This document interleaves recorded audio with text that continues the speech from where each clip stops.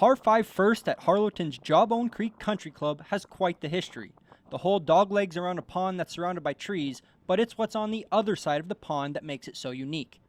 The cemetery, and that's probably the biggest thing that we have, is a cemetery that is within our course.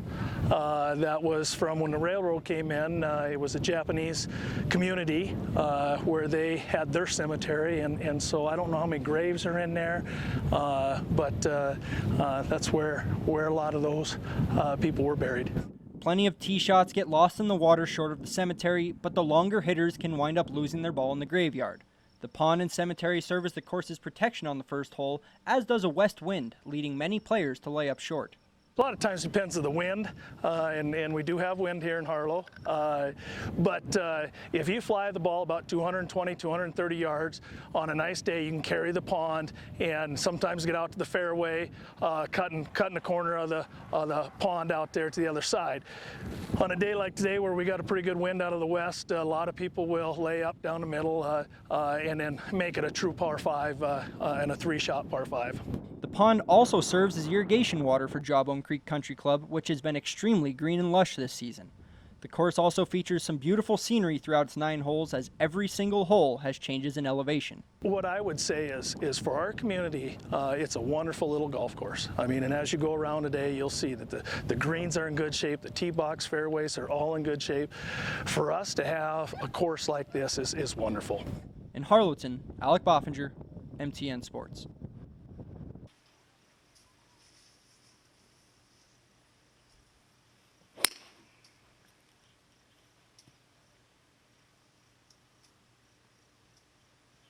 I hit a 3-wood off the tee. You got options here on the first hole. If you want to take a big risk and take your driver and try to cut and carry 220 off the blues, 230 or 210 off the whites, to get you across the pond and within 200 yards of the hole.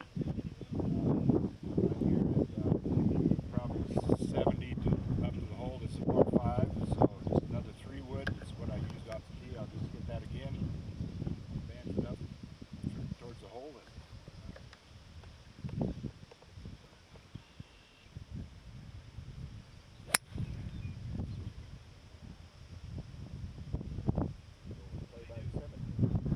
I'm looking at 102 yards, a little wind into me and uphill.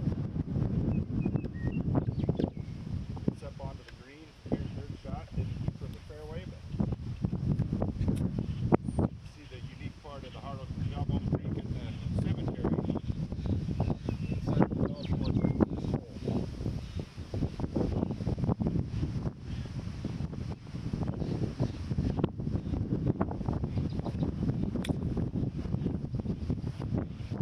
Well, we're here a little right of the number 1 green, and I'm just going to pitch it back up. Got a little wind blowing into me, so pitch it up on the green.